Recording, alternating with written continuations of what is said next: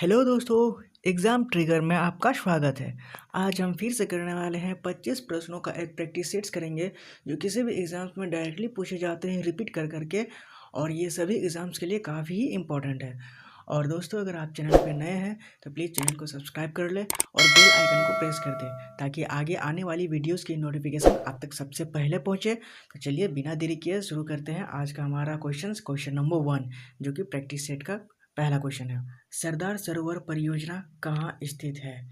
ये है दोस्तों, सरदार सरोवर परियोजना कहाँ स्थित है। आपके ऑप्शंस हैं: ए मानसरोवर झील, ऑप्शन बी गोदावरी नदी पर, ऑप्शन सी सरदार पटेल झील पर, या फिर ऑप्शन डी नर्मदा नदी पर।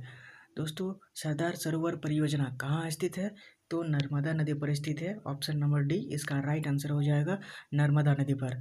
थोड़ा डिटेल्स में भी देखेंगे इसको। सरदार सरोवर परियोजना गुजरात राज्य में है, याद रखेंगे। यह बांध नर्मदा नदी के किनारे केवड़िया गांव में बना हुआ है। यह है नर्मदा नदी। भारत की सबसे बड़ी और सबसे विवादास्पद बहुउद्देशीय नदी घाटी परियोजना में से एक है ये। आगे बढ़ते दोस्तों, आगे देखते हैं बांध के बारे में। बांध क्या कहता है? बांध किसी नदी या जल धारा पर बनी एक संरचना है जो पश्च जल को रोकता है। प्राचीन बांध निर्माता शैल या मृदा जैसी प्राकृतिक पदार्थों का प्रयोग करते थे। आधुनिक समय के बांध निर्माता अक्सर कंक्रीट का उपयोग करते थे। ये बांध बांध क्यों बनाया जाता है दोस्तों? ये इसके लिए है। आगे देखेंगे बांधों का महत्व क्या होता है। मानव निर्मित बांध कृत्रिम झीलें बनाते हैं जिन्हें जलाशय कहा जाता है। जलाशयों का उपयोग खेती, उद्योग और घरेलू उपयोग के लिए जल भंडारण के लिए किया जा सकता है। उनका उपयोग मछली पकड़ने, नौका विहार और अन्य आकाश गतिविधियों के लिए भी किया जा सकता है। बाढ़ को रोकने में मदद के लिए लोगों ने कई सदियों से बांध का इस्तेमाल किया है, इसलिए बांध बनाया जाता है। आगे देखते हैं सरदार सरोवर परियोजना के बारे में। सरदार सरोवर जो बांध है वो भारतीय नर्मदा नदी पर गुजरात राज्य के केवड़िया गांव में स्थित है। सरदार सरोवर परियोजना भारत की सबसे बड़ी जल संसाधन परियोजनाओं में से एक है, जिसमें 4 प्रमुख राज्य हैं। एक महाराष्ट्र है, दूसरा मध्य प्रदेश, तीसरा गुजरात और चौथा राजस्थान शामिल है। याद रखेंगे दोस्तों बांध परियोजना के बारे में। और भी जान लेते हैं सरदार सरोवर बांध से जुड़ी कुछ और खास बातें। इस बांध की आधारशिला पूर्व प्रधानमंत्री जवाहरलाल नेहरू ने रखी थी। कब? 1961 में। यह बांध भारत का तीसरा कंक्रीट बांध है। इस बांध से गुजरात, मध्य प्रदेश, महाराष्ट्र और राजस्थान जैसे राज्यों को बिजली और पीने का पानी और सिंचाई का भी पानी मिलता है। इस बांध को बनाने में विश्व बैंक और पुनर्निर्माण और विकास के लिए अंतर्राष्ट्रीय बैंक ने मदद की थी। इस बांध की मूल क्षमता 9.3 घन किलोमीटर है, जबकि वर्तमान सक्रिय क्षमता 5 घन किलोमीटर है। इस बांध से जुड़े कई विवाद रहे हैं, जिनमें से एक नर्मदा बचाओ आंदोलन भी था। सरदार सरोवर बांध से जुड़ी बातें ये सब याद रखेंगे, पूछा जाता है। आगे देखेंगे एडिशनल इन्फॉर्मेशन में, जो कि बांध है वो कहाँ है और किस नदी के तट पर है। दोस्तों, गंगापुर बांध जो है वो गोदावरी नदी पर है, जो कि महाराष्ट्र में है। हीराकुंड बांध जो है वो महानदी में है, उड़ीसा में है। भाखड़ा नांगल बांध, कल इसके बारे में पढ़े थे, ये सतलज नदी पर बना हुआ है और ये पंजाब और हिमाचल का बॉर्डर में है। और जो टिहरी बांध है वो उत्तराखंड में है और ये भागीरथी नदी पर बना है। याद रखेंगे, ये सारे इंपॉर्टेंट बांध है। आगे देखेंगे क्वेश्चन नंबर 2। क्वेश्चन नंबर 2 कहता है कच्चे फलों को कृत्रिम रूप से पकाने के लिए कौन सी गैस का प्रयोग किया जाता है। ये दोस्तों फल है और कच्चे फलों को जब पकाया जाता है तो कौन सी गैस का उपयोग किया जाता है। आगे जानेंगे ऑप्शंस में। ऑप्शन ए है एथिन गैस का, ऑप्शन बी है ईथेन का, ऑप्शन सी है कार्बन डाइऑक्साइड का, या फिर ऑप्शन डी है एथिलीन का।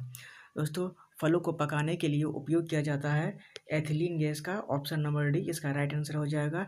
एथिलीन को डाला जाता है जब भी कोई कच्चे फलों को पकाया जाता है। थोड़ा डिटेल्स में भी देख लेते हैं। सही उत्तर एथिलीन हो जाएगा। हरे फलों को कृत्रिम रूप से पकाने के लिए उसका उपयोग किया जाता है। फलों के जीवन को 3 चरणों में विभाजित किया जा सकता है। एक है फलों का गुच्छा होता है, एक फलों का विकास जब होता है, और एक फलों का पकना होता है। फलों का पकना एक अपरिवर्तनीय घटना है जिसमें जैव रासायनिक और शारीरिक और ऑर्गेनोप्लेप्टिक परिवर्तनों की एक श्रृंखला शामिल है। कैल्शियम कार्बाइड से मुक्त एसिटिलीन गैस पकने की प्रक्रिया को तेजी करती है। याद रखेंगे, ऑप्शन में कभी कभी एसिटिलीन भी दे देता है। आगे देखेंगे अतिरिक्त जानकारी। कुछ देशों में कृत्रिम रूप से फलों को पकाने के लिए कैल्शियम कार्बाइड का भी उपयोग किया जाता है। याद रखेंगे, जब कैल्शियम कार्बाइड नमी के संपर्क में आता है तो यह एसिटिलीन गैस उत्पन्न करता है, जो प्राकृतिक रूप से पकने वाले एजेंट यानी एथिलीन के प्रभाव के समान होता है। कभी कभी एथिलीन रहता है और ऑप्शन एसिटिलीन, दोनों में से कोई एक रहेगा, उसी को चूज कर लेंगे। याद रखेंगे। आगे बढ़ते हैं। कच्चे फलों को कृत्रिम रूप से पकाने के लिए एथिलीन गैस का इस्तेमाल किया जाता है। एथिलीन एक हार्मोन है जो फलों में प्राकृतिक रूप से पाया जाता है। यह रासायनिक और जैव रासायनिक गतिविधियों को शुरू करके और नियंत्रित करके फलों के पकने का नियंत्रित करता है। एथिलीन गैस सिलेंडर से संपीड़ित एथिलीन गैस, इथेनॉल या फिर इथेफॉन आदि से उत्पन्न एथिलीन गैस का इस्तेमाल करके फलों को कृत्रिम रूप से पकाया जाता है। फलों को पकाने से लेकर रिलेटेड ये सब सारे बातें याद रखेंगे। आगे बढ़ेंगे। एथिलीन गैस का इस्तेमाल फसल, किस्म और परिपक्वता के आधार पर 100 ppm तक की सांद्रता में किया जा सकता है। बाजार में एथिलीन गैस बड़े सिलेंडर के अलावा छोटे कैन में भी उपलब्ध है। कैल्शियम कार्बाइड को पानी के संपर्क में लाने पर एसिटिलीन गैस पैदा होती है। याद रखेंगे कैसे एसिटिलीन बनता है। कार्बाइड को पानी के संपर्क में लाता है। कृत्रिम रूप से पके केलों में वह स्वाद और गंध नहीं होते जो प्राकृतिक रूप से पके केले में पाए जाते हैं। याद रखेंगे पूरा का पूरा एसिटिलीन और एथिलीन गैस के बारे में ये सारी जानकारियाँ। आगे बढ़ते हैं। Question number 3। क्वेश्चन नंबर 3 कहता है, सांची में जो पहला स्तूप है वो किसने बनवाया था? आपके ऑप्शन है, ए बिंदुसार ने बनवाया था, ऑप्शन बी चंद्रगुप्त मौर्य ने, ऑप्शन सी अशोक ने, या फिर ऑप्शन डी दशरथ ने। दोस्तों, सांची में पहला स्तूप, सांची का जब भी नाम आएगा आपके नाम पे सबसे पहले अशोक आएगा। अशोक जो है सांची में पहला स्तूप बनवाया था। ऑप्शन नंबर सी इसका राइट आंसर हो जाएगा, अशोक। डिटेल में भी देखेंगे। सांची का जो स्तूप है वो मौर्य सम्राट अशोक ने 3री शताब्दी ईसा पूर्व में बनाया था। यह भारत के सबसे पुरानी पत्थर की संरचना है। यह मध्य प्रदेश के रायसेन जिले में स्थित और यूनेस्को की विश्व धरोहर स्थल है सांची का स्तूप, जो कि अशोक ने बनवाया था। आगे देखेंगे की पॉइंट्स इसके।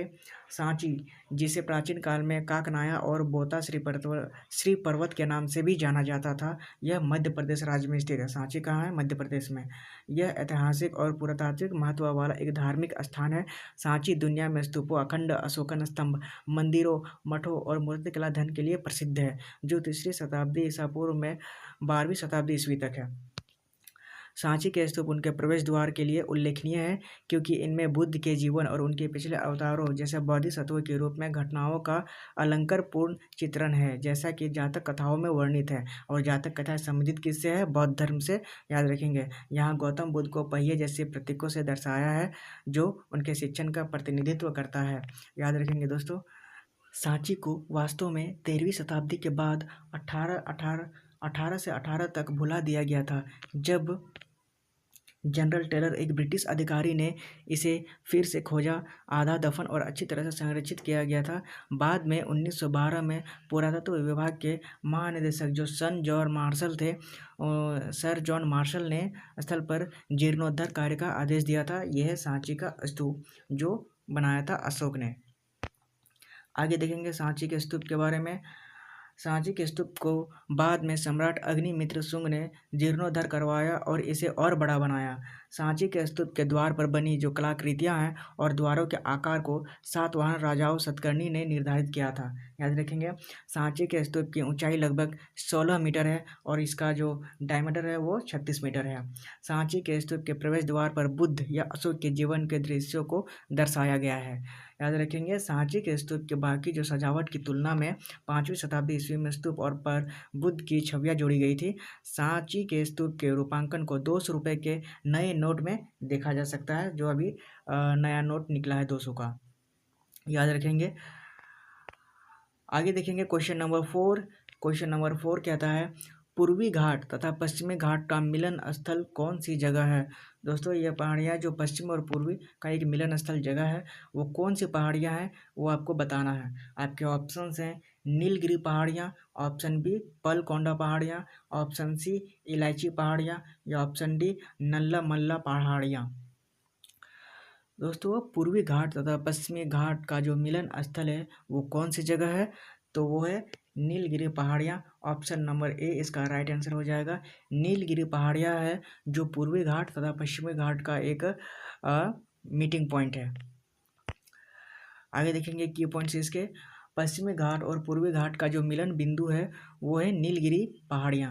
नीलगिरी पहाड़ियाँ भारत के दक्षिणी भाग में स्थित है और पश्चिमी घाट का एक हिस्सा है। इन पहाड़ियों को ब्लू माउंटेन के रूप में भी जाना जाता है। दोस्तों पूछा जाता है ब्लू माउंटेन किन्हें कहा जाता है, तो नीलगिरी पहाड़ियों को।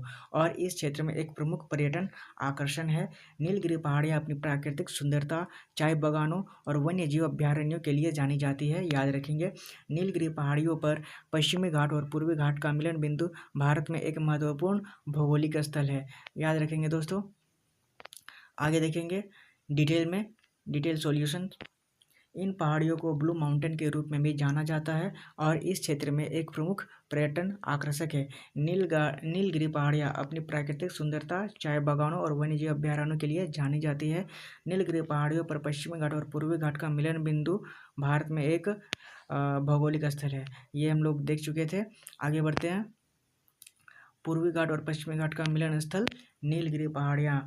नीलगिरी पहाड़ियाँ कर्नाटक, तमिलनाडु और केरल के तीनों राज्य सीमा पर स्थित है। यह पहाड़ियाँ पश्चिमी घाट के उत्तर पश्चिम और पूर्वी घाट के पश्चिमी छोर पर है। नीलगिरी पहाड़ियाँ नीलगिरी बायोस्फीयर रिजर्व का एक हिस्सा है। नीलगिरी पहाड़ी की सबसे ऊंची चोटी है वो डोडा बेटा है। याद रखेंगे जिसकी ऊंचाई 2637 मीटर है। नीलगिरी पहाड़ियाँ में कई तरह के पौधों और जानवरों की प्रजातियाँ भी पाई जाती है। पूर्वी घाट और पश्चिमी घाट के बीच का जो इलाका है वो वन्यजीव के लिए एक अहम गलियारा है। यह एशियाई हाथियों और दक्षिण भारत के बाघों की सबसे बड़ी आबादी को जोड़ता है। याद रखेंगे नीलगिरी पहाड़ियों से ये इतने सारे, अगर आया नीलगिरी पहाड़ियों के बारे में तो यहीं से आता है, इससे ज़्यादा और डीप नहीं जाएगा।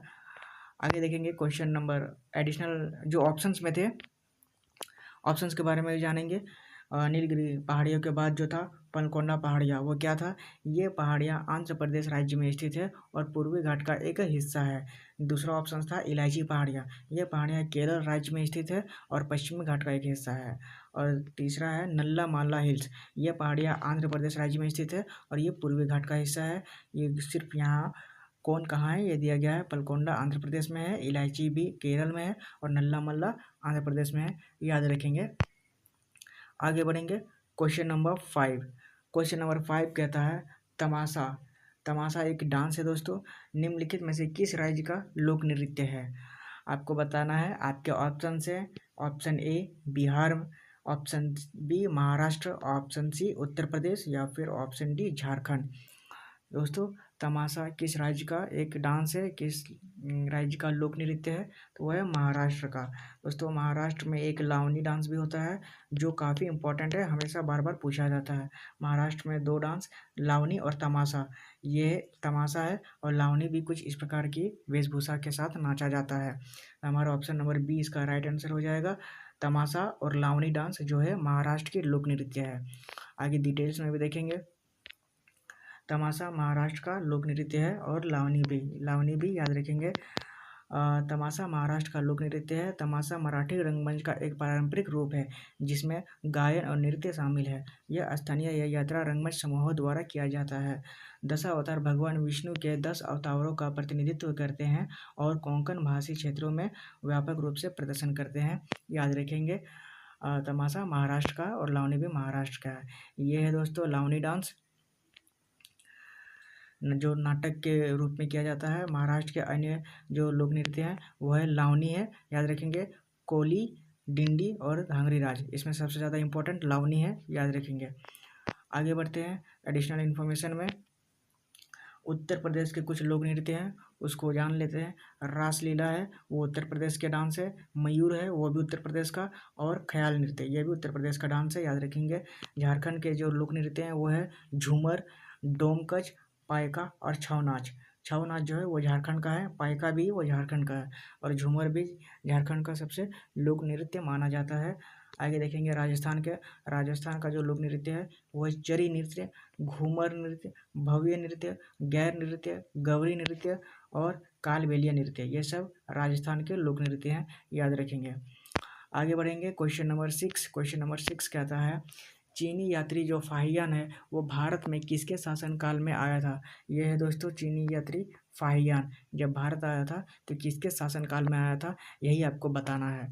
आपके ऑप्शन है ए अशोक के शासनकाल में आया था, ऑप्शन बी चंद्रगुप्त द्वितीय के शासनकाल में, ऑप्शन सी हर्ष के शासनकाल में, या फिर ऑप्शन डी कनिष्क के शासनकाल में। दोस्तों ये फाहियान जो है ये चीनी यात्री ये आया था चंद्रगुप्त द्वितीय के शासनकाल में। ऑप्शन नंबर बी इसका राइट आंसर हो जाएगा, ऑप्शन नंबर बी चंद्रगुप्त द्वितीय। डिटेल्स में भी देखते हैं। प्रसिद्ध चीनी यात्री जो फाहियान है वह चंद्रगुप्त द्वितीय के शासनकाल में भारत आए थे। ये है चीनी यात्री फाहियान। फाहियान जो है चीन के रहने वाले बौद्ध भिक्षु थे। वे बौद्ध धर्म के अध्ययन के लिए भारत आए थे। फाहियान ने भारत के राजनीतिक, सामाजिक, आर्थिक और धार्मिक दशा का निरीक्षण किया था और उसका विस्तृत विवरण दिया। फाहियान के यात्रा वृत्तांतों से तत्कालीन समय के राजनीतिक और धार्मिक स्थिति का पता चलता है। फाहियान ने भारत में लगभग 6 साल बिताए थे। याद रखेंगे। आगे बढ़ेंगे, इंपॉर्टेंट पॉइंट्स कुछ जान लेते हैं। फाहियान कुमार जी के शिष्य थे और चंद्रगुप्त द्वितीय के शासनकाल के दौरान 5वीं ईस्वी में भारत आए थे। उन्होंने धर्म ग्रंथों की प्रमाणिक प्रतियों की तलाश में भारत की यात्रा की। उनका यात्रा विवरण बौद्ध किंवदंतियों, मठों और मंदिरों के बारे में जानकारी प्रदान करता है। उन्होंने भारत को एक कुशल प्रशासक के साथ एक शांतिपूर्ण देश के रूप में वर्णित किया है। आगे जानेंगे। इस हिसाब से हम निष्कर्ष निकाल सकते हैं कि फाहियान चंद्रगुप्त द्वितीय के शासनकाल के दौरान ही भारत आया था। आगे देखेंगे क्वेश्चन नंबर 7। क्वेश्चन नंबर 7 का था मनसबदारी प्रथा की शुरुआत किसने की थी। मनसबदारी प्रथा आपके ऑप्शन है, option A Akbar, option B Jahangir, option C Sher Shah या फिर ऑप्शन डी शाहजहां। दोस्तों मनसबदारी प्रथा जो है वो अकबर के शासनकाल में, अकबर ने ही इसकी शुरुआत की थी। ऑप्शन नंबर ए इसका राइट आंसर हो जाएगा। अकबर ही था जो मनसबदारी प्रथा की शुरुआत किया था। डिटेल्स में देखेंगे। मनसबदारी प्रणाली जो है वो शुरुआत अकबर ने की थी। इसे नई प्रशासनिक मशीनरी और राजस्व प्रणाली के रूप में पेश किया गया था। इसके कुछ की पॉइंट्स है। स्थान, स्थिति या पद को मनसबदारी प्रणाली द्वारा जाना गया था। मनसबदार के पद को मुगल प्रशासन के विषय में मनसबदारी प्रणाली द्वारा इंगित किया गया था। याद रखेंगे अकबर था। आगे कुछ पॉइंट्स देखेंगे। 10 मल्लों के आधार पर चंगेज खां की सेना का आयोजन किया गया था।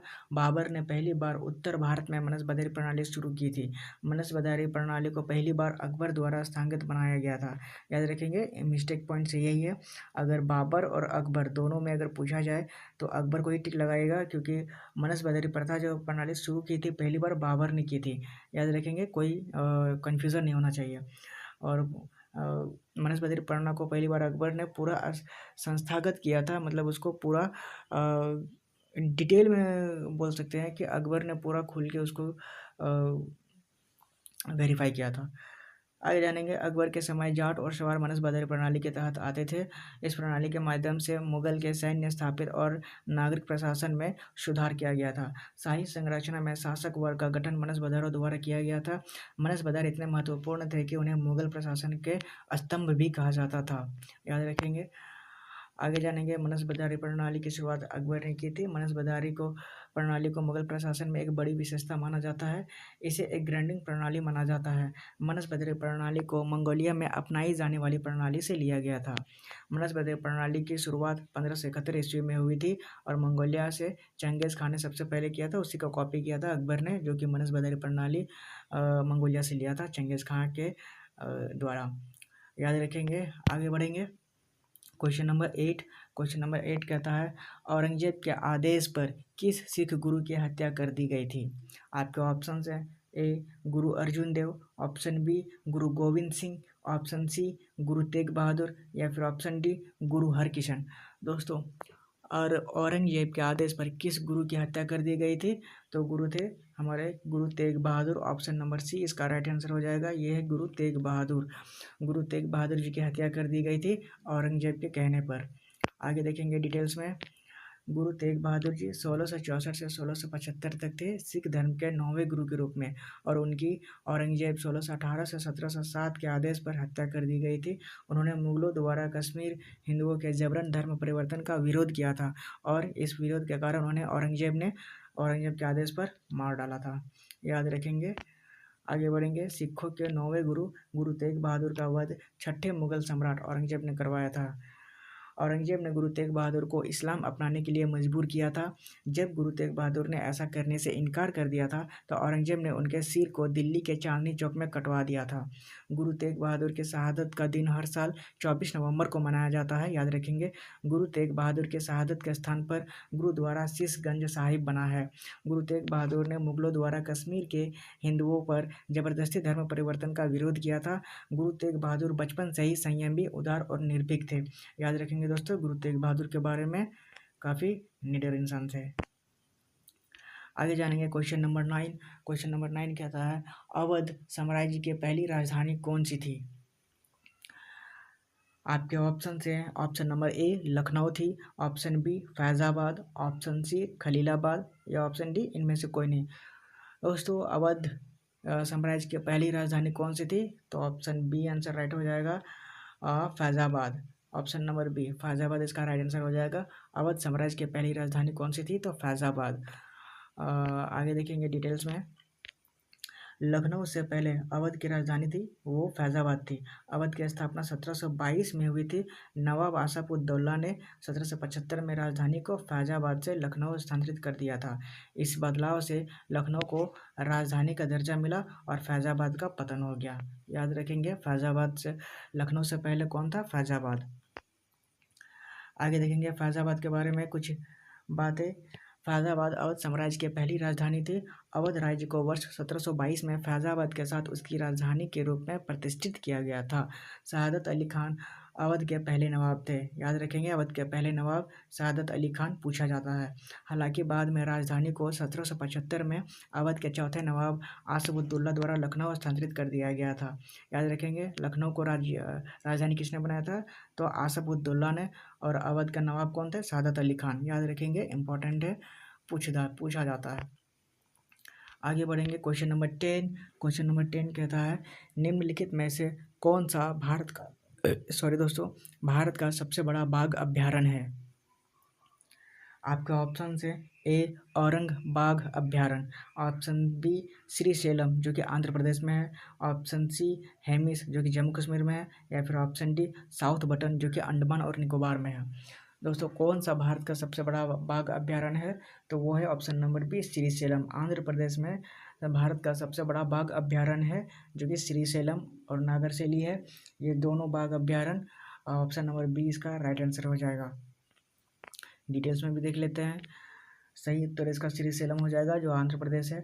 आंध्र प्रदेश के श्रीशैलम में भारत का सबसे बड़ा बाघ अभयारण्य है, जबकि दक्षिण बटन अंडमान निकोबार को सबसे छोटे राष्ट्रीय उद्यान के रूप में जाना जाता है।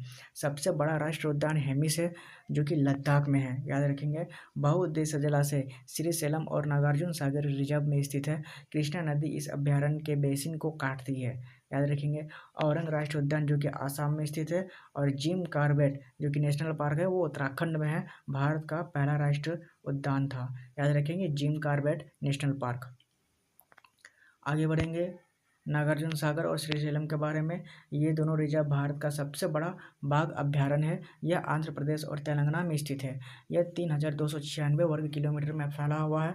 यह 5 जिलों में फैला हुआ है, कुर्नूल, प्रकाशम, गुंटूर, नालकोंडा और महबूबनगर तक। यह नल्लामाला वन में स्थित है जो पूर्वी घाट का एक हिस्सा है। इसे साल 1978 में आधिकारिक तौर पर अधिसूचित किया गया था। साल 1992 में इसका नाम बदलकर राजीव गांधी वन्य जीव अभयारण्य कर दिया गया था। याद रखेंगे, 1992 में किसको? नागार्जुन सागर और श्रीशैलम टाइगर रिजर्व को राजीव गांधी वन्य जीव अभयारण्य कर दिया गया था। कब? 1992 में। याद रखेंगे। आगे बढ़ेंगे क्वेश्चन नंबर 11। क्वेश्चन नंबर 11 कहता है, राष्ट्रीय ग्रामीण विकास संस्थान जो कि NRDI है, कहाँ स्थित है? कहाँ स्थित है? आपके ऑप्शन है, option A Shimla, option B Hyderabad, option C Dehradun या फिर ऑप्शन डी नई दिल्ली। दोस्तों, ग्रामीण विकास संस्थान जो है वो है हैदराबाद में है। ऑप्शन नंबर बी इसका राइट आंसर हो जाएगा, हैदराबाद। राष्ट्रीय ग्रामीण विकास संस्थान जो है वो हैदराबाद में स्थित है।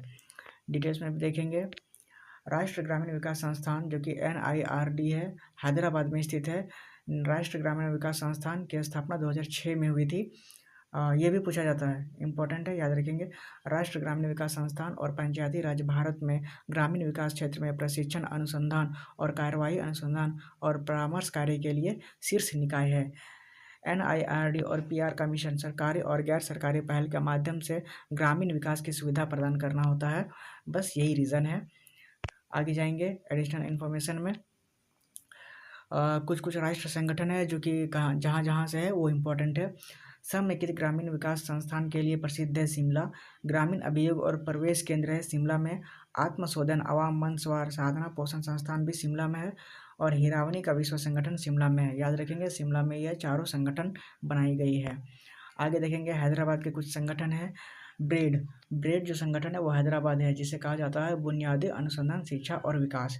डॉन बॉस्को नवनिर्माण ये है हैदराबाद की, हरित क्रांति के लिए प्रसिद्ध भी है। हैदराबाद की बाल संस्थान को स्वस्थ करना भी है हैदराबाद की जगह। अब आते हैं देहरादून के बारे में। C1 अनुसंधान संस्थान देहरादून की है। राष्ट्रीय जल सर्वेक्षण कार्यालय देहरादून में है। और इंदिरा गांधी राष्ट्रीय वन अकेडमी भी देहरादून में है। याद रखेंगे दोस्तों, ये सब इम्पोर्टेंट पार्ट है। अब नई दिल्ली की कुछ संगठन देख लेते हैं। राष्ट्र संघ अंधों के लिए है, ये नई दिल्ली में है। NGO भी है नई दिल्ली में। सामाजिक सशक्तिकरण के लिए राष्ट्रीय संगठन नई दिल्ली में है। और भारतीय राष्ट्रीय मानवाधिकार संरक्षण संगठन भी नई दिल्ली में है। याद रखेंगे ये सारे पॉइंट्स। आगे बढ़ेंगे क्वेश्चन नंबर 12। क्वेश्चन नंबर 12 कहता है विद्युत बल्बों का तंतु बनाने के लिए किस धातु के पतले तारों का उपयोग किया जाता है। दोस्तों ये है बल्ब, और इस बल्ब में जो ये पतला तार है, ये वाला तार, ये किस चीज़ का बना होता है, पतले तारों की। यही आपसे पूछा गया है। आपको जवाब देना है। आपके ऑप्शन हैं A टंगस्टन, ऑप्शन B है चांदी का, ऑप्शन C नाइक्रोम का, या फिर ऑप्शन D है तांबे का। दोस्तों ये जो बल्ब किस चीज़ का बना है, तो ये है टंगस्टन का। ऑप्शन नंबर A इसका राइट आंसर हो जाएगा, टंगस्टन। डिटेल्स में भी थोड़ा देखेंगे की पॉइंट्स इसके। टंगस्टन धातु का उपयोग विद्युत बल्बों के फिलामेंट बनाने के लिए किया जाता है। टंगस्टन का उपयोग निम्नलिखित कारणों से विद्युत बल्ब का तंतु बनाने में किया जाता है। यह एक बहुत ही उच्च गलनांक वाली एक मिश्र धातु है। इसमें बहुत ही अधिक प्रतिरोध है, इसलिए यह कमरे के तापमान पर आसानी से नहीं जलता है। लैंप उच्च तापमान पर जलता है। टंगस्टन फिलामेंट पिघलता नहीं है, भले ही एक महत्वपूर्ण मात्रा में गर्मी का उत्पादन फिलामेंट के माध्यम से गुजरने के कारण होता है, जो कि उसका प्रेजेंट टेम्परेचर रहता है। आगे देखेंगे इंपॉर्टेंट पॉइंट्स इसके। एक उदित प्रकाश बल्ब एक तार के फिलामेंट के साथ ही एक विद्युत प्रकाश है जो चमकने तक गर्म होता है। ऑक्सीकरण से फिलामेंट को ढालने के लिए एक फिलामेंट को कांच के एक बल्ब में लपेटा जाता है। वर्तमान में ग्लास में डाले गए टर्मिनलों या तारों के माध्यम से फिलामेंट को आपूर्ति की जाती है। याद रखेंगे। उदित बल्ब का उपयोग आमतौर पर घरेलू और वाणिज्यिक प्रकाश व्यवस्था में किया जाता है। पोर्टेबल हेडलाइट्स जैसे कार हेडलैम्प्स, टेबल लैंप और फ्लैश लाइट्स के लिए, सजावटी और विज्ञापन प्रकाश व्यवस्था के लिए भी। 120 वोल्ट सेवा के लिए एक मानक उद्दीप्त बल्ब की दीप्त क्षमता एक निश्चित फ्लोरेसेंट LED बल्ब या कुछ सफ़ेद LED लैंप के लिए 150 IM पर वाट की तुलना में 16 लुमेन प्रति वाट है। याद रखेंगे दोस्तों। आगे भी पॉइंट्स देख लेते हैं। बिजली के बल्ब का तंतु जो टंगस्टन नाम धातु से बना होता है, इसे फिलामेंट भी कहा जाता है। टंगस्टन के बारे में कुछ और ख़ास बातें देख लेते हैं। टंगस्टन एक मिश्र धातु है और इसका गलनांक बहुत ही ज़्यादा होता है। टंगस्टन कमरे के तापमान पर आसानी से नहीं जलता क्योंकि इसकी प्रतिरोधकता बहुत ही ज़्यादा होती है। टंगस्टन के तंतु में से विद्युत धारा गुजरने पर यह गर्म हो जाता है और प्रकाश देने लगता है। टंगस्टन के तंतु को विद्युत चुंबकीय रोधक माना जाता है। टंगस्टन के तंतु वाले बल्ब में ऑक्सीकरण को रोकने के लिए एक नाइट्रोजन या ऑर्गन जैसी गैस भी भरी जाती है। याद रखेंगे। टूटे तंतु वाले बल्ब को फ्यूज बल्ब कहा जाता है। अगर वो तंतु टूट जाएगा तो उसे फ्यूज बल्ब कहा जाता है। याद रखेंगे टंगस्टन के बारे में, बिजली बल्ब के बारे में इतना ही पूछा जाता है बिजली बल्ब को लेकर। आगे जानेंगे क्वेश्चन नंबर 13। क्वेश्चन नंबर 13 कहता है निम्नलिखित में से किस यंत्र का उपयोग रक्तचाप मापने के लिए किया जाता है। ये है दोस्तों जो कि ब्लड प्रेशर मापा जाता है। आपके ऑप्शन से A एनीमोमीटर से, ऑप्शन B रक्त दाब मापी से, ऑप्शन C ग्लूकोमीटर से, या फिर ऑप्शन D इनमें से कोई नहीं। दोस्तों ब्लड प्रेशर जो कि रक्तचाप है किससे मापा जाता है, तो रक्त दाब मापी स्फेग्मोमोनोमीटर, रक्त दाब मापी ऑप्शन नंबर B इसका राइट आंसर हो जाएगा। आगे देखेंगे डिटेल्स में। रक्तदाब को स्फिग्मोमोनोमीटर या फिर रक्तचाप मापी से भी मापा जाता है। इसे ब्लड प्रेशर मीटर कहते हैं। ब्लड प्रेशर गेज या ब्लड प्रेशर मॉनिटर भी कहते हैं। रक्तदाब को मिलीमीटर पारे mmHg में मापा जाता है। रक्तदाब की रीडिंग हमेशा 2 अंकों में दी जाती है। पहले ऊपरी सिस्टोलिक मान और फिर उसके बाद निचला डायस्टोलिक मान बताया जाता है। याद रखेंगे। आगे जानेंगे रक्तदाब मापी जो कि उपयोग रक्तचाप मापने के लिए किया जाता है। सामान्य रक्त से 120 या 180 होना चाहिए या फिर 139 से 89 तक। इससे ज़्यादा और कम नहीं होना चाहिए वरना स्वास्थ्य गड़बड़ हो जाती है। हृदय द्वारा रक्त के बार बार पंप करने के कारण रक्त वाहिकाओं की दीवारों पर एक दबाव बनता है और इसे यंत्र द्वारा इस दबाव को मापा जाता है। एनीमोमीटर का उपयोग हवा की गति को मापने के लिए किया जाता है जो कि ऑप्शंस में है, याद रखेंगे। और ग्लूकोमीटर का उपयोग रक्त में मौजूद ग्लूकोज की मात्रा को मापने के लिए किया जाता है, याद रखेंगे। एनोमीटर और ग्लूकोमीटर क्या क्या होता है, और स्फिग्मोमोनोमीटर। ये सारी चीज़ें याद रखेंगे। एक क्वेश्चन से पूरे डिटेल में हम लोग 10 क्वेश्चन बना लिए हैं। आगे जानेंगे रक्तदाब मापने का जो तरीका है वो कैसे होता है। रक्तदाब मापने के लिए स्फिग्मोमोनोमीटर के कफ को बाजू के चारों तरफ लपेटना होता है। डॉक्टर ने आपसे किया होगा। कफ के नीचे धमनी के ऊपर जो स्टेथोस्कोप रखा जाता है। स्वास्थ्य देखभाल पेशेवर बल्ब को दबाकर कफ को तब तक फुलाते हैं जब तक कि धमनी इतनी कसकर ना हो जाए कि रक्त का प्रवाह रुक न जाए। कफ को धीरे धीरे खोला जाता है जिसे दबाव पर धमनी में पहली धड़कन सुनाई देती है, उसे सिस्टोलिक दबाव कहते हैं। रक्तदाब को मापने के लिए व्यक्ति को पैरों को क्रॉस किए बिना और पीठ को सहारा देकर बैठना चाहिए। याद रखेंगे ये सब के बारे में। आगे जानेंगे क्वेश्चन नंबर 14। क्वेश्चन नंबर 14 कहता है किसने 1857 के विद्रोह को स्वतंत्रता का प्रथम युद्ध कहा था। किसने कहा था? आपके ऑप्शन हैं ए वी.डी. सावरकर ने, ऑप्शन बी राम मनोहर लोहिया ने, ऑप्शन सी स्वामी विवेकानंद ने, या फिर ऑप्शन डी दीनदयाल उपाध्याय ने। दोस्तों 1857 का विद्रोह जो कि स्वतंत्रता का प्रथम युद्ध कहा था, किसने कहा था? वी.डी. सावरकर जी ने। ऑप्शन नंबर ए इसका राइट आंसर हो जाएगा। वी.डी. सावरकर जी ने सबसे पहले कहा था कि 1857 का जो विद्रोह है वह स्वतंत्रता का पहला युद्ध छिड़ गया है। आगे जानेंगे डिटेल्स में। वी.डी. सावरकर ने 1857 के विद्रोह को भारतीय स्वतंत्रता का पहला युद्ध कहा था। उन्होंने साल 1909 में भारतीय स्वतंत्रता संग्राम का इतिहास नाम की किताब लिखी थी, जिसमें उन्होंने इस शब्द का इस्तेमाल किया था। वी.डी. सावरकर को विनायक दामोदर सावरकर के नाम से भी जाना जाता है, पूरा नाम पूछा जाता है। वे एक भारतीय स्वतंत्रता सेनानी और हिंदू राष्ट्रवाद के एक प्रबल समर्थक थे, याद रखेंगे। आगे जानेंगे वी.डी. सावरकर के मुताबिक 1857 का विद्रोह भारतीय इतिहास का एक अहम घटना थी। उनका मानना था कि इस विद्रोह का मकसद भारत में ब्रिटिश शासन को खत्म करना और एक आज़ाद राष्ट्र की स्थापना करना था। हालांकि सभी इतिहासकार और विद्वान इस बात से सहमत नहीं थे। कुछ लोगों का मानना है कि 1857 का विद्रोह पारंपरिक अर्थों में आज़ादी का युद्ध बिल्कुल भी नहीं था। 1857 के विद्रोह को सिपाही विद्रोह के नाम से भी जाना जाता है। इस विद्रोह के दौरान लॉर्ड कैनिंग भारत के गवर्नर जनरल थे, याद रखेंगे। पूछा जाता है कि 1857 के विद्रोह में गवर्नर जनरल कौन था? लॉर्ड कैनिंग था। आगे बढ़ते हैं, इसके कुछ की पॉइंट्स भी देख लेंगे। सावरकर ने नास्तिक होने के बावजूद हिंदू दर्शन के व्यवहारिक अनुयायी थे। वह एक हिंदू महासभा के एक प्रमुख सदस्य थे। उन्होंने और उनके भाई ने एक गुप्त संगठन अभिनव भारत सोसाइटी की स्थापना की थी। किसने? वी.डी. सावरकर और उसके भाई ने। भारतीय स्वतंत्रता संग्राम विनायक दामोदर सावरकर के 1857 के विद्रोह को भारतीय राष्ट्रवादी आख्यान का 1909 में संस्करण है, याद रखेंगे। यह 1857 के भारतीय विद्रोह को ब्रिटिश शासन के खिलाफ एक देश के रूप में भारत के एक एकीकृत और राष्ट्रीय आंदोलन के रूप में प्रस्तुत करता है, याद रखेंगे। उस समय इस पुस्तक को अत्यंत भड़काऊ माना जाता था और मराठी संस्करण पहली ब्रिटिश भारत में प्रतिबंधित कर दिया गया था। इस प्रकार वी.डी. सावरकर ने कहा था कि यह विद्रोह स्वतंत्रता का पहला युद्ध छिड़ गया है, 1857 का। आगे बढ़ेंगे क्वेश्चन नंबर 15। क्वेश्चन नंबर 15 कहता है संविधान में सरकार का संसदीय स्वरूप कहाँ से लिया गया था। जो संसदीय स्वरूप है वो संविधान में कहाँ से लिया गया था? आपके ऑप्शन से ए ग्रेट ब्रिटेन यूके से, ऑप्शन बी बेल्जियम से, ऑप्शन सी फ्रांस से, या फिर ऑप्शन डी स्विट्जरलैंड से। दोस्तों संविधान में सरकार संसदीय स्वरूप कहाँ से लिया गया था?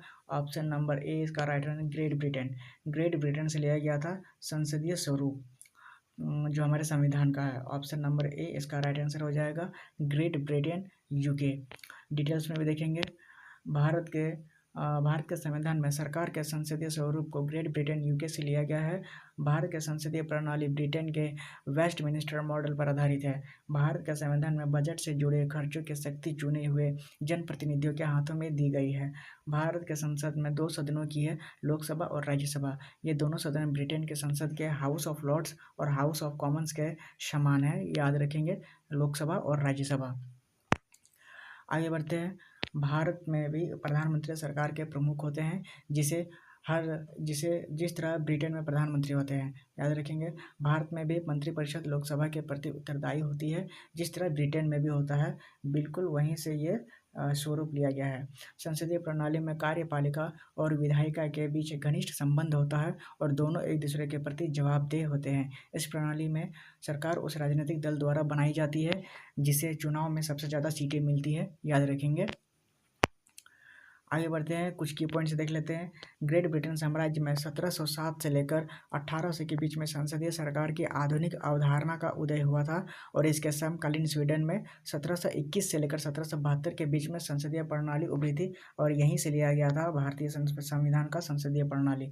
सरकार की संसदीय प्रणाली जो कि 2 कार्यपालक है, नाम मात्र के कार्यकारी राज्य प्रमुख है जो कि राष्ट्रपति है, जबकि वास्तविक कार्यकारी प्रधानमंत्री होता है जो सरकार का प्रमुख होता है।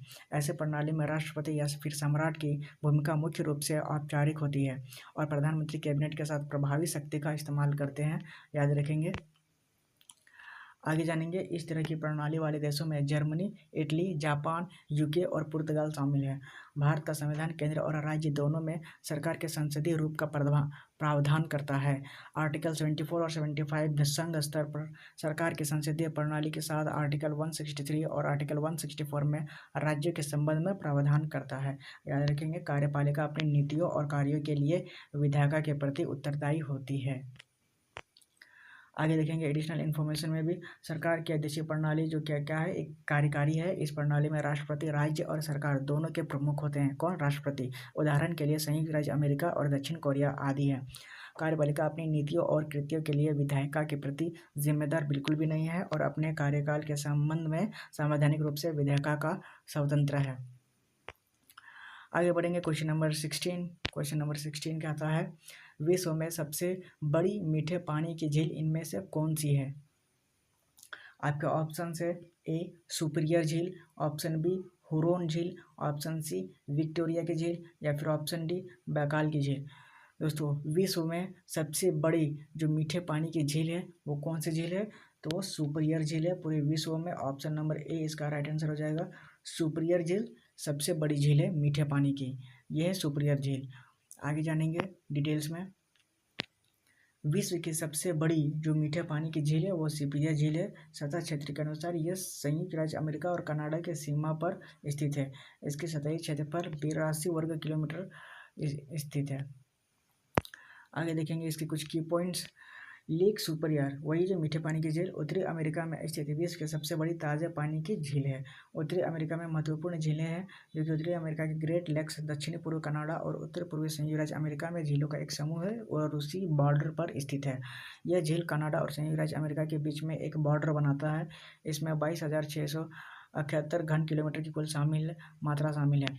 कुछ प्रसिद्ध झीलों में दुनिया की ताज़ा पानी की आपूर्ति का लगभग 21% है। ग्रेट बियर झील जो कनाडा की सबसे बड़ी झील है, जिसकी मात्रा है 536 घन मील है, याद रखेंगे। अगर कनाडा की पूछी जाए तो ग्रेट बियर झील सबसे बड़ी झील माना जाएगा, लेकिन मीठे पानी की झील लेक सुपीरियर को माना जाएगा, याद रखेंगे, कोई कन्फ्यूज़न नहीं होगी। आगे बढ़ते हैं क्वेश्चन नंबर 17। क्वेश्चन नंबर 17 कहता है, राजा सिकंदर की मृत्यु कहाँ हुई थी? यह है दोस्तों राजा सिकंदर की मूर्ति जो म्यूजियम में रखा गया है। आपके ऑप्शन है चीन में, ऑप्शन बी मध्य एशिया में, ऑप्शन सी राजगीर में या फिर ऑप्शन डी बेबीलोन में। दोस्तों, राजा सिकंदर की मौत कहाँ हुई थी? तो वो हुई थी बेबीलोन में। ऑप्शन नंबर डी इसका राइट आंसर हो जाएगा। बेबीलोन में राजा सिकंदर की मौत हुई थी। डिटेल्स में भी देखेंगे। सही उत्तर बेबीलोन है। उनका जन्म 356 ईसा पूर्व में पेला में हुआ था। वह मैसेडोन का प्राचीन यूनानी राजस्व का एक राजा था। वह 336 ईसा पूर्व में राजा बने थे। सिकंदर ने ईरान और इराक के साथ एशिया माइनर पर विजय प्राप्त की थी। इसके बाद उन्होंने ईरान से उत्तर पश्चिमी भारत में जुलूस निकाला था। कौन? सिकंदर। सिकंदर को फारस पर विजय प्राप्त करने के लिए बाद सिकंदर के नाम से जाना जाने लगा। किसके बाद? फारस में जब वो युद्ध जीता था। भारत पर आक्रमण के दौरान अलेक्जेंडर की मदद राजा आम्बी ने की थी और राजा ने सिंधु नदी को पार करने के लिए पुल के निर्माण में उनकी मदद की थी भारत पर आक्रमण करने के लिए, और अलेक्जेंडर ने ही मदद की थी, राजा आम्बी ने। याद रखेंगे दोस्तों। आगे बढ़ेंगे, आगे देखेंगे 326 ईसा पूर्व में सिकंदर भारत आ रहा था। सिंधु नदी को पार करने के बाद उसने झेलम और चिनाब नदियों के बीच के राज्य के शासक राजा पोरस को चुनौती दी थी। भारतीयों को भीषण युद्ध में पराजित किया गया। सिकंदर ने पोरस पर कब्जा कर लिया था। उन्हें इतिहास में सबसे कुशल और प्रसिद्ध सेनाध्यक्ष माना जाता है। सिकंदर को 326 ईसा पूर्व में पीछे हटने के लिए मजबूर किया गया था। वापस जाते समय 323 ईसा पूर्व में बेबीलोन में उनकी मौत हो गई थी। याद रखेंगे। आगे बढ़ते हैं क्वेश्चन नंबर 18। क्वेश्चन नंबर 18 कहता है, राज्यसभा के 1/3 जगह को भरने के लिए प्रत्येक कितने वर्ष के बाद चुनाव होते हैं?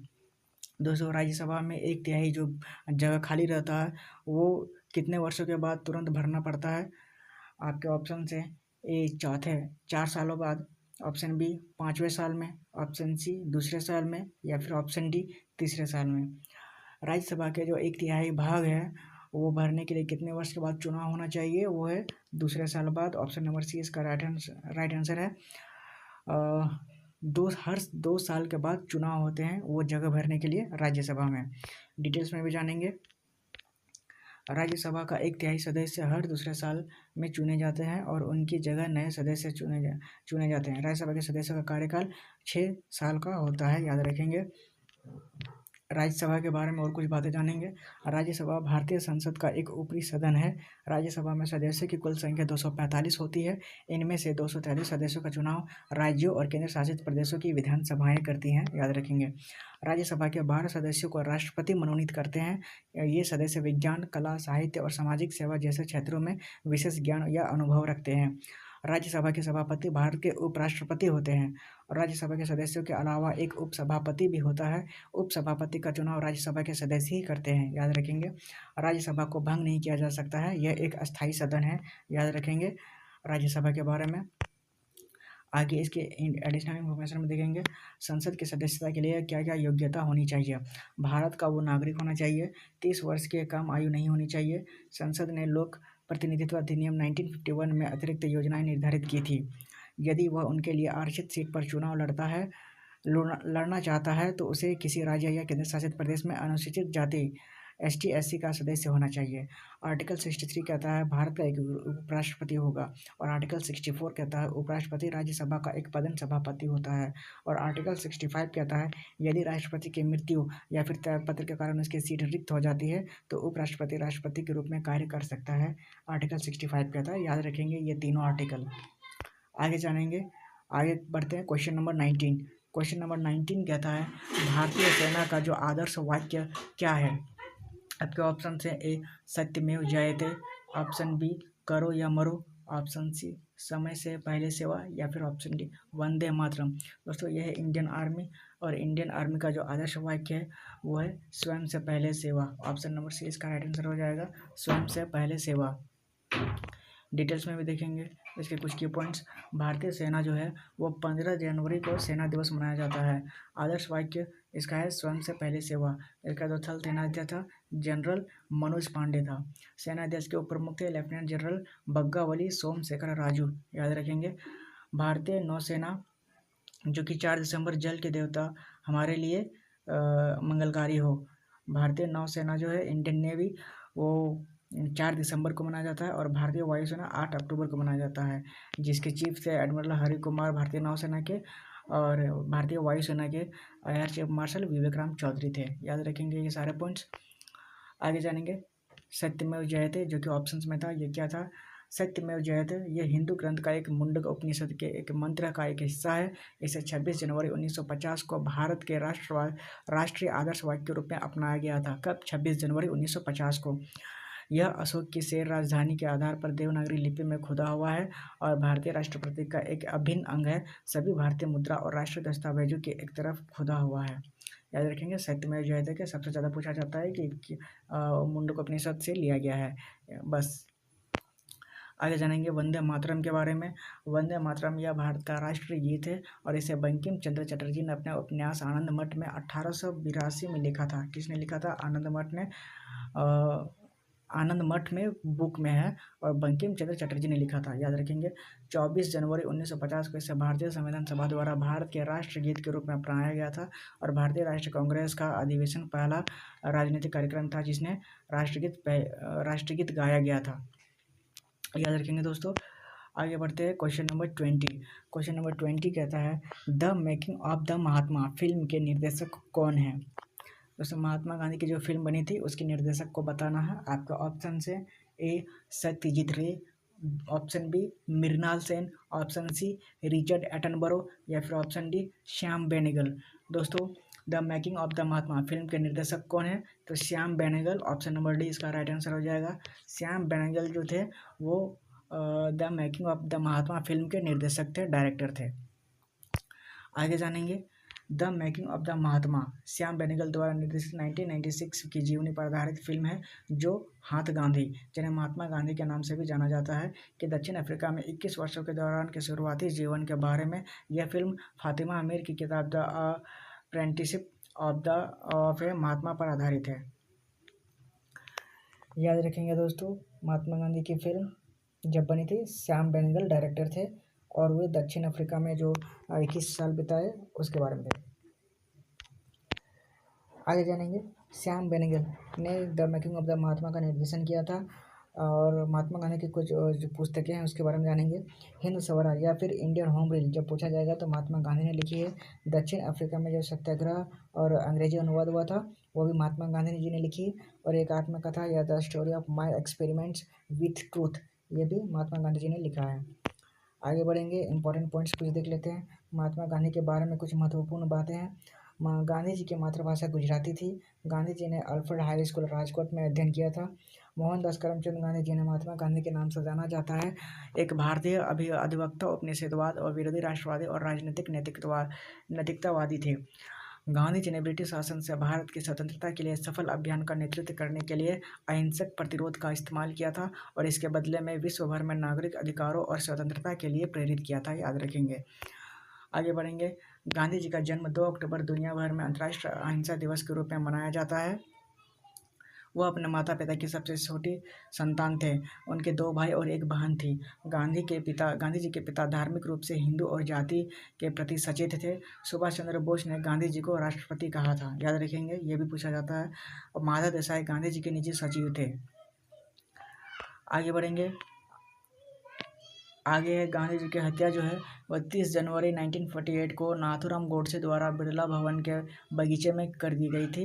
गांधी जी ने दक्षिण अफ्रीका के सत्याग्रह संघर्ष के दौरान टॉलस्टॉय फार्म जोहान्सबर्ग से 21 मील की दूरी पर एक 1100 एकड़ की छोटी कॉलोनी की स्थापना की थी। याद रखेंगे। 1930 में उन्होंने दांडी नमक मार्च का नेतृत्व किया था जो कि गुजरात में है और 1942 में उन्हें स्वतंत्रता संग्राम के दौरान भारत छोड़ो आंदोलन चलाया था। कब? 1942 में। याद रखेंगे, सारे पॉइंट्स गांधी जी के बारे में इंपॉर्टेंट है। आगे बढ़ेंगे। Question number 21। क्वेश्चन नंबर 21 कहता है कौन सा जीवाणु फलीदार पौधों की जड़ों में सहजीवी के रूप में पाया जाता है? दोस्तों जो फलदार पौधों हैं उसके नीचे जो बैक्टीरिया, उसके जड़ में जो बैक्टीरिया पाया जाता है वो कौन सी बैक्टीरिया होती है, यही बताना है। आपके ऑप्शन से ए राइजोबियम है, ऑप्शन बी है बैसिलस है, ऑप्शन सी ई कोलाई है या फिर ऑप्शन डी एक्रोमोबैक्टर है। दोस्तों पौधों के बीच में, पौधों के नीचे जो जड़ की जो बैक्टीरिया है वो क्या कहा जाता है? वो राइजोबियम है। ऑप्शन नंबर ए इसका राइट आंसर हो जाएगा। कौन सा जीवाणु फलीदार पौधों की जड़ों में सहजीवी के रूप में पाया जाता है? वो है राइजोबियम। डिटेल्स में भी देखेंगे। सही उत्तर इसका राइजोबियम है। सूक्ष्म जीव अत्यंत छोटे होते हैं और उन्हें नग्न आंखों से नहीं देखा जा सकता है। नंगी आंखों से मतलब बिना चश्मे, बिना माइक्रोस्कोप पे नहीं देखा जा सकता, खुली आंखों से। सूक्ष्म जीव वायु, जल और पौधों और जंतुओं के शरीर में पाए जाते हैं। वह एक कोशिकीय और बहुकोशिकीय हो सकते हैं। ये खुली आंखों से नहीं बताया जा सकता है। आगे देखेंगे। फलीदार पौधा फैबेसी कुल से संबंधित है। इन पौधों का मृदा जीवाणु राइजोबियम के साथ सहजीवी संबंध होता है और उनकी जड़ों में रहता है। राइजोबियम एक जैव उर्वरक है। जैव उर्वरक में सूक्ष्म जीव जो मृदा के पोषक में तत्व नाइट्रोजन, फास्फोरस आदि की गुणवत्ता को समृद्ध करते हैं। राइजोबियम एक सहजीवी जीवाणु है जो फलीदार पौधों की जड़ के गांठों में रहता है, जो नीचे गांठ होती है, और वायुमंडलीय नाइट्रोजन को कार्बनिक यौगिक अमोनिया मतलब स्थिर करता है, और यह मृदा को उर्वरित भी करता है। याद रखेंगे ये सारे पॉइंट्स राइजोबियम के बारे में, जो कि बैक्टीरिया है उसके पेड़ों की जड़ों में। आगे भी कुछ जान लेते हैं। फलीदार पौधों की जड़ों में जो राइजोबियम नाम से बैक्टीरिया पाए जाते हैं, वो राइजोबियम एक नाइट्रिकारी जीवाणु है। यह मिट्टी में स्वतंत्र रूप में रहता है। यह फलीदार पौधों की जड़ों के साथ सहजीवी संबंध बनाता है। यह जड़ों की कार्टिकल कोशिकाओं में गांठें बनाता है। यह वायुमंडलीय नाइट्रोजन को स्थिर करके उसे अमोनिया में बदल देता है। अमोनिया पौधों के लिए एक महत्वपूर्ण पोषक तत्व है। बदले में पौधे जड़ों की गांठों में बैक्टीरिया को घर देते हैं, जिससे उन्हें शर्करा और ऑक्सीजन मिलती है। राइजोबियम एक धीमी गति से बढ़ने वाला एक सूक्ष्म जीव है, याद रखेंगे। आगे बढ़ेंगे क्वेश्चन नंबर 22। क्वेश्चन नंबर 22 कहता है, निम्नलिखित में से कौन संसद के दोनों सदनों की संयुक्त बैठक की अध्यक्षता करता है। दोस्तों संयुक्त बैठक की अध्यक्षता कौन करता है संसद के दोनों सदनों में? आपके ऑप्शन हैं ए राज्यसभा के सभापति, ऑप्शन बी राज्यसभा के उपसभापति, ऑप्शन सी केंद्रीय संसदीय कार्य मंत्री, या फिर ऑप्शन डी लोकसभा अध्यक्ष। दोस्तों संसद के दोनों सदनों की जो संयुक्त बैठक की अध्यक्षता कौन करता है, तो वो करता है लोकसभा अध्यक्ष। ऑप्शन नंबर डी इसका राइट आंसर हो जाएगा। लोकसभा अध्यक्ष जो होता है वो संसद के दोनों सदनों की संयुक्त बैठक की अध्यक्षता करता है। आगे देखेंगे डिटेल्स में। संसद के दोनों सदनों की संयुक्त बैठक की अध्यक्षता लोकसभा के अध्यक्ष करते हैं। अगर लोकसभा अध्यक्ष अनुपस्थित रहता है, अगर वो एब्सेंट रहता है, तो उनकी जगह लोकसभा के उपाध्यक्ष भी काम कर सकते हैं, और फिर राज्यसभा के उपसभापति अध्यक्षता करते हैं। अगर इनमें से कोई भी मौजूद नहीं है तो संसद का कोई अन्य सदस्य दोनों सदनों की सहमति से अध्यक्षता कर सकता है। याद रखेंगे लोकसभा अध्यक्ष के बारे में। आगे जाएंगे। लोकसभा के अध्यक्ष संसद के दोनों सदनों की संयुक्त बैठक की अध्यक्षता करते हैं। आर्टिकल 108 में दोनों सदनों की संयुक्त बैठक का एक प्रावधान है। किसमें? आर्टिकल 108 में एक संयुक्त सत्र बुलाया जाता है यदि किसी विधेयक को एक सदन द्वारा पारित कर दूसरे सदन में स्थानांतरित कर दिया जाता है और दूसरा सदन इस विधेयक को अस्वीकार कर देता है, या फिर सदन विधेयक में किए गए संशोधनों पर सहमत नहीं है, या फिर दूसरे सदन द्वारा पारित किए बिना विधेयक को प्राप्त किए बिना 6 महीने के अधिक समय से अधिक समय बीत गया हो, तो किसी विधेयक पर गतिरोध की स्थिति से राष्ट्रपति संसद की संयुक्त बैठक बुला सकता है, और लोकसभा का अध्यक्ष दोनों सदनों की संयुक्त बैठक की अध्यक्षता कर सकता है। इसलिए लोकसभा अध्यक्ष इसका राइट आंसर हो जाएगा। एडिशनल इन्फॉर्मेशन में देखेंगे लोकसभा अध्यक्ष के बारे में। लोकसभा जो देश में सर्वोच्च विधायिकी निकाय है, अपने अध्यक्ष को चुनती है, जो सदन के दिन प्रतिदिन के कामकाज की अध्यक्षता करते हैं। सदन के अध्यक्ष का चुनाव न गठित सदन के पहले कार्यों में से एक है। अध्यक्ष का कार्यालय एक संवैधानिक कार्यालय है। आगे बढ़ेंगे। अध्यक्ष संवैधानिक प्रावधानों और लोकसभा में प्रक्रिया और कार्य संचालन के नियमों द्वारा निर्देशित होता है। स्पीकर को देश में वरीयता के वारंट में बहुत ऊपर रखा जाता है, यानी रैंक 6 पर है। संसदीय कार्यवाही के सुचारू संचालन में अध्यक्ष की सहायता करने के लिए पर्याप्त शक्तियाँ अध्यक्ष के कार्यकाल में निहित होती है। संविधान में यह प्रावधान है कि अध्यक्ष के वेतन और भत्तों पर संसद द्वारा मतदान नहीं किया जाना है और भारत के संचित निधि से प्रभावित किया जाना है। लोकसभा कक्ष में पूरे सदन के एक कमांडिंग दृश्य को सक्षम करने के लिए अध्यक्ष की कुर्सी विशिष्ट रूप से रखी जाती है लोकसभा अध्यक्ष के लिए। आगे बढ़ेंगे। संसदीय गतिविधियों, अभ्यास और प्रक्रिया पर लोकसभा के महासचिव और महासचिवालय के वरिष्ठ अधिकारियों द्वारा अध्यक्ष की सहायता की जाती है। अध्यक्ष की अनुपस्थिति में अगर वो एब्सेंट रहता है तो उपाध्यक्ष कार्यों का निर्वहन कर सकता है। अध्यक्ष और उपाध्यक्ष दोनों ही एब्सेंट है तो अध्यक्ष का कोई भी एक सदस्य अगर परमिशन देता है तो वो उसके सहमति से अध्यक्षता कर सकता है। आगे बढ़ेंगे। संसद के दोनों सदनों के संयुक्त बैठक के बारे में कुछ और बात है। संसद के दोनों सदनों की संयुक्त बैठक को एक राष्ट्रपति बुलाते हैं। यह बैठक मुख्य कानून को पारित करने के लिए गतिरोध को हल करने के लिए आयोजित की जाती है। संयुक्त बैठक में शामिल होने के लिए दोनों सदनों के सदस्यों की कुल संख्या का 10वां हिस्सा उपस्थित होना जरूरी है। संयुक्त बैठक का प्रावधान साधारण विधेयकों को या वित्तीय विधेयकों पर लागू होता है, न कि धन विधेयकों को, संविधान संशोधन विधेयकों पर होता है। आगे बढ़ेंगे। Question number 23। क्वेश्चन नंबर 23 कहता है, शुंग वंश की स्थापना किसने की थी? दोस्तों यह है शुंग वंश का स्थापक, और किसने की थी? आपके ऑप्शन है पुष्यमित्र शुंग ने, ऑप्शन बी अग्निमित्र शुंग ने, ऑप्शन सी वसुज्येष्ठ शुंग ने, या फिर ऑप्शन डी वसुमित्र शुंग ने। शुंग वंश की स्थापना की थी तो पुष्यमित्र शुंग, ऑप्शन नंबर इसका राइट आंसर हो जाएगा। पुष्यमित्र शुंग ने शुंग वंश की स्थापना की थी। ये है पुष्यमित्र शुंग। आगे देखेंगे डिटेल्स में। पुष्यमित्र शुंग इसका राइट आंसर हो जाएगा। शुंग अंतिम मौर्य सम्राट बृहदत्त मौर्य के सेनापति थे। उनके दायरे में मुख्य रूप से पुराने मौर्य साम्राज्य के मध्य भाग शामिल थे। कालिदास द्वारा रचित संस्कृत नाटक जो है मालविकाग्निमित्रम के अनुसार शुंग ने मध्य प्रदेश के उज्जैन शहर को जीत लिया था। राजवंश की राजधानी पाटलिपुत्र थी, जो कि बिहार में है। कुछ समय बाद इसे मध्य प्रदेश के विदिशा में स्थानांतरित कर दिया गया था। याद रखेंगे दोस्तों। आगे बढ़ते हैं शुंग वंश की स्थापना के बारे में। शुंग वंश की स्थापना पुष्यमित्र शुंग ने की थी और शुंग वंश के पहले राजा थे। उन्होंने 185 ईसा पूर्व में अंतिम मौर्य सम्राट जो बृहदत्त की हत्या कर दी गई थी और शाही सत्ता अपने हाथ में ले लिया था। शुंग वंश ने लगभग 185 ईसा पूर्व से 73 ईसा पूर्व तक उत्तरी भारत के एक बड़े हिस्से पर शासन किया था। शुंग वंश की राजधानी पाटलिपुत्र थी, याद रखेंगे। बाद में भागभद्र जैसे सम्राटों ने पूर्वी मामला से बेशनगर आधुनिक विदेशों में दरबार लगाया था। पुष्यमित्र शुंग को इस वंश का सबसे महान शासक माना जाता है, इसलिए क्योंकि काफ़ी लड़ाइयाँ लड़ी थी और लंबे समय तक शासन किया था। याद रखेंगे सारे पॉइंट्स। आगे बढ़ते हैं। Question number 24। क्वेश्चन नंबर 24 कहता है राज तरंगिणी के लेखक कौन थे। राज तरंगिणी एक पुस्तक थे और उनके लेखक कौन थे। आपके ऑप्शन है A Surdas, option B Sudharak, option C Kalhan या फिर ऑप्शन डी कल्पका। दोस्तों इसका राइट आंसर क्या है आप जरूर बताइएगा। राजतरंगिणी के लेखक कौन है बता देते हैं, कल्हण है। ऑप्शन नंबर सी इसका राइट आंसर हो जाएगा। बहुत ज़्यादा इंपॉर्टेंट है और काफ़ी बार पूछा गया है रिपीट कर करके। राजतरंगिणी को किसने लिखा है, तो कल्हण ने लिखा है। यह है कल्हण जी। आगे बढ़ते हैं, डिटेल्स में देखेंगे। राजतरंगिणी प्रारंभिक भारत का ऐतिहासिक इतिहास कश्मीरी ब्राह्मण द्वारा संस्कृत पद में लिखा गया 1148 में कल्हण द्वारा रचित यह ग्रंथ है। अपनी तरह का सबसे बेहतरीन और प्रामाणिक ग्रंथ माना जाता है। आगे देखेंगे राजतरंगिणी सॉरी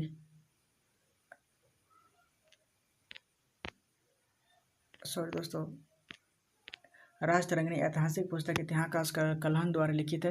राजतरंगिणी संस्कृत भाषा में लिखी गई है। राजतरंगिणी शब्द का अर्थ राजाओं की नदी है। राजतरंगिणी पुस्तक उत्तर पश्चिमी भारतीय उपमहाद्वीप कश्मीर के राजाओं के इतिहास से संबंधित है। पुस्तक 7826 छंद है, जिन्हें तरंगों के नाम से 8 पुस्तकों में विभाजित किया गया है। कल्हण ने 12वीं शताब्दी में राजतरंगिणी लिखी थी, याद रखेंगे। आगे जानेंगे एडिशनल इन्फॉर्मेशन में। जो ऑप्शंस में था सूरदास कौन था, तो सूरदास एक नेत्रहीन हिंदू भक्त कवि थे जो भगवान कृष्ण के प्रशंसा में लिखे गए अपने गीतों के लिए जाने जाते थे, जो कि है सूरसागर, सुरसरावली और साहित्य लहरी। सूरदास की साहित्यिक रचना है, याद रखेंगे। सुदरक एक भारतीय राजा थे जो अपनी कृति मृच्छकटिकम किसने लिखा था, सुदरक ने, याद रखेंगे। उसके लिए ये जाने जाते हैं। आगे बढ़ेंगे और हमारा आखिरी क्वेश्चन है क्वेश्चन नंबर 25। प्रैक्टिस सेट का हमारा आखिरी क्वेश्चन है, देख लेते हैं। महाबलीपुरम के रथ मंदिरों का निर्माण किसके द्वारा किया गया था। यह है रथ मंदिरों का निर्माण जो कि पत्थर को काटकर बनाया गया है। आपके ऑप्शन है नरसिंह वर्मन प्रथम ने बनाया था, ऑप्शन बी समुद्रगुप्त ने बनाया था, ऑप्शन सी राजेंद्र प्रथम ने बनाया था या फिर ऑप्शन डी कुलोटुंग ने बनाया था। दोस्तों महाबलीपुरम के जो रथ मंदिरों का निर्माण हुआ था वो किसने बनाया था, तो नरसिंह वर्मन प्रथम ने बनाया था। ऑप्शन नंबर ए इसका राइट आंसर हो जाएगा, जो चट्टानों को काट कर बनाया गया था। ऑप्शन नंबर ए इसका राइट आंसर है। आगे देखेंगे डिटेल्स में। नरसिंह वर्मन प्रथम क्या है, महाबलीपुरम के शानदार रथ गुफा मंदिरों का निर्माण पल्लव राजा नरसिंह ने 7वीं और 8वीं शताब्दी में किया था। मंदिरों की चट्टानों को काटकर बनाई गई मूर्ति की सुंदरता पूर्ववर्ती पल्लव शासकों के कलात्मक स्वाद को दर्शाती है। यह विशेष रूप से अपने रथों यानी रथ के रूप में मंदिर जो कि मंड गुफा अभ्यारण्य विशाल खुली हवा में राहत जैसे प्रसिद्ध गंगा का वंश और तट के मंदिर के लिए जाना जाता है, जिसमें शिव की महिमा की हजारों मूर्तियाँ हैं। और भी जानेंगे। महाबलीपुरम में 8 रथ हैं, जिनमें से 5 का नाम है महाभारत के पांडव और भाई और एक द्रौपदी के नाम पर रखा गया है। जो 5 रथ देखे जा सकते हैं वह है धर्मराज रथ, भीम रथ, अर्जुन रथ, द्रौपदी रथ और नकुल सहदेव रथ। इनका निर्माण बौद्ध विहारों और चैत्य के शैली में किया गया है। अधूरा 3 मंजिला धर्मरथ सबसे बड़ा है, द्रौपदी रथ सबसे छोटा है, यह 1 मंजिला है और इसमें छप्पर जैसी दिलचस्प छत है। अर्जुन और द्रौपदी रथ क्रमशः शिव और दुर्गा को समर्पित है, याद रखेंगे। आगे जाएंगे मामलापुरम, जो ऑप्शन में था वो क्या है, यह लोक नृत्य का उत्सव है जो देश में विभिन्न क्षेत्रों में प्रचलित है। महाबलीपुरम शहर में लगभग 20 दिनों तक यह उत्सव आयोजन किया जाता है। हर साल यह आयोजन 21 दिसंबर से 19 जनवरी तक शुरू हुआ। महाभारत, राधा कृष्ण, वल्ली मुर्गा, शिव शक्ति और कई प्राचीन प्रेमी कहानियों को नाजुक नृत्यों से माध्यम से जीवंत किया जाता है। ऐतिहासिक पत्थर की मूर्तियों की पृष्ठभूमि के रूप में अर्जुन तपस्या रेंज के साथ अलंकृत मंच पर सांस लेने वाले नृत्य किए जाते हैं, याद रखेंगे दोस्तों। और यहीं से हमारा आज का क्वेश्चन समाप्त होता है। हमारा आखिरी क्वेश्चन था महाबलीपुरम के रथ के मंदिर की किसके द्वारा की गई थी? तो नरसिंह वर्मा प्रथम चट्टान को काट कर बनाया गया था। याद रखेंगे। आज का कंटेंट हमारा यहीं समाप्त होता है। अगर आपको 25 क्वेश्चनों में से सब क्वेश्चन और डिटेल में समझ में आए तो प्लीज़ हमारे चैनल को सब्सक्राइब कर बेल आइकन को प्रेस कर दीजिएगा, और ऐसे ही प्रैक्टिस सेट देखने के लिए हमारे साथ हमेशा जुड़े रहिए। Thank you for watching, have a nice day, thank you for bye.